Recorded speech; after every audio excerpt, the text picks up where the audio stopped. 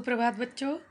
कक्षा 9वीं के विप्लव गान बालकृष्ण शर्मा नवीन द्वारा रचित कविता के दूसरे भाग में आप सबका पुनः स्वागत है। पिछले भाग में कवि परिचय तथा कविता के कुछ अंश का अर्थ पढ़ चुके हैं। अब आगे की कविता के भाव को समझते हैं।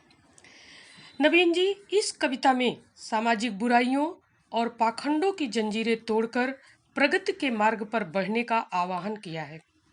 वे कहते हैं कि तुम शांति के गीत गाना छोड़ो और क्रांति की तान सुनाओ, ताकि बुराइयां और बुरे लोगों में हलचल मच जाए।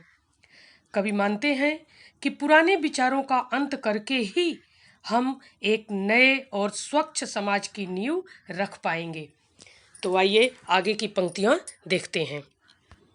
नियम और उपनियमों के ये बंधन टूक टूक हो जाएं, विश्वंभर की पोषण बीड़ा के सब तार मूक हो जाएं।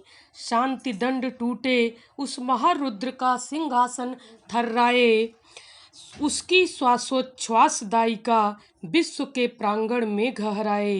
नाश नाश हा महानाश की प्रलयंकारी आंख खुल जाए, कभी कुछ ऐसी तान सुनाओ जिससे उथल पुथल मच जाए।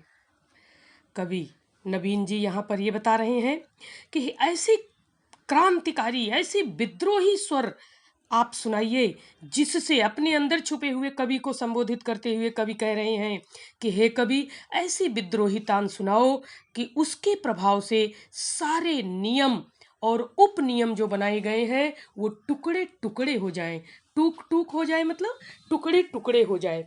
यह कहने का अर्थ ये हुआ कि पुरानी परिपाटी और प्राचीन मान्यताओं के अनुसार नियम और उपनियम लागू किए गए थे, वो उस समय के अनुकूल थे, लेकिन आधुनिक युग के अनुसार अनुकूल नहीं है। तो जो अब इस समय अनुकूल नहीं है, ऐसे नियमों को तोड़ देना ही हमारे लिए अच्छा होगा। तो आज के अनुसार हमें फिर से नियम और उपनियम बनाया जाए जिससे हमारा समाज प्रगति करे। विश्वंभर की पोषण पीड़ा के सब तार मूक हो जाएं। और क्या हो कि संसार का पालन करने वाले विश्वंभर अर्थात विष्णु भगवान जो थे, उनकी वीणा के सभी तार मौन हो जाएं, चुप हो जाएं। कहने का मतलब ये है कि कवि की विद्रोही स्वर के सामने मधुर वीणा की झंकार भी शांत हो जाए, अर्थात जो उससे श्रृंगार और प्रेमपूर्ण रचनाएं लिखी जाती थीं वो अब नष्ट हो जाएं, वो तिरोहित हो जाएं। शांति दंड टूटे उस महारुद्र का सिंहासन थर्राए। शांति दंड टूट जाए और विनाशकारी महारुद्र शंकर भगवान के लिए आया हुआ है कि शंकर जी का सिंहासन जो था वो भी कांपने लगे, वो थर्रा जाए। उसकी श्वासोच्छ्वास दायिका विश्व के प्रांगण में गहराए, उसका उच्छ्वास संसार भर में छा जाए और नाश महानाश की प्रलयंकारी आंख खुल जाए, और नाश करने वाली महाविनाश की जो प्रलयंकारी आंख थी अर्थात शंकर भगवान का जो तीसरा नेत्र था वो खुल जाए। तो हे कवि, कुछ ऐसा सुनाओ जिससे चारों तरफ उथल पुथल मच जाए, अर्थात हलचल मच जाए और एक परिवर्तन दिखाई देने लगे। नाश नाश हा महानाश पर देखिए विस्मयादि बोधक चिन्ह आया हुआ है। आप विराम चिन्हों का भी यहाँ पर अध्ययन कर लीजिए। और टूक टूक के बीच में योजक चिन्ह, और ये शब्द युग्म भी है। शांति दंड के बीच में भी योजक चिन्ह है, उथल पुथल के बीच में योजक चिन्ह है। तो इस तरह से साथ साथ आप अपना ग्रामर भी करते चलिए। आगे की ओर बढ़ते हैं। सावधान मेरी बीणा में चिनगारियां आन बैठी हैं, टूटी हैं मिजराबें, अंगुलियां दोनों मेरी ऐठी हैं। कंठ रुका है महानास का, मारक गीत रुद्र होता है। आग लगेगी कण में, हृदय तल में अब क्षुब्ध युद्ध होता है। झाड़ और झंखाड़ दग्ध हैं इस ज्वलंत गायन के स्वर से, रुद्ध गीत की युद्ध तान है निकली मेरे तरतर से। अगली पंक्तियों में कवि लोगों को सावधान करते हुए कहते हैं कि मेरा यह गीत समाज में क्रांति की चिंगारियां पैदा कर देगा, आपकी शांति भंग हो सकती है। इस क्रांति से आने वाले बदलाव आपको कष्ट दे सकते हैं। वे कहते हैं कि उनके गीत, इस गीत से समाज में कई बदलाव आएंगे और वर्तमान व्यवस्था उलट पुलट हो जाएगी। तो देखिए क्या कहते हैं कवि बालकृष्ण शर्मा नबीन जी कहते हैं कि मेरी बीणा में आग की चिंगारियां आ गई हैं और उसके तारों को बजाने वाला उपकरण टूट गया है।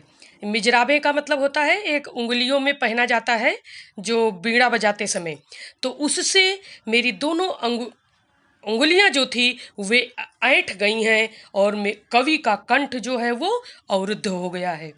कवि ने इन पंक्तियों में कहा है कि मेरे गीत से पैदा हुए हालातों की वजह से महाविनाश का गला रुंध गया है। कंठ रुका है महानाश का, मारग गीत रुद्ध होता है।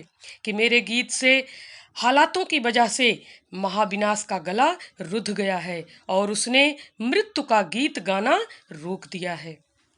असल में इन पंक्तियों से कवि कहना चाह रहे हैं कि जब भी समाज में बदलाव के लिए कोई आवाज़ उठाई जाती है तो उसे दबाने की लाखों कोशिशें की जाती हैं, मगर क्रांति की आवाज़ ज़्यादा समय तक दबाई नहीं जा सकती।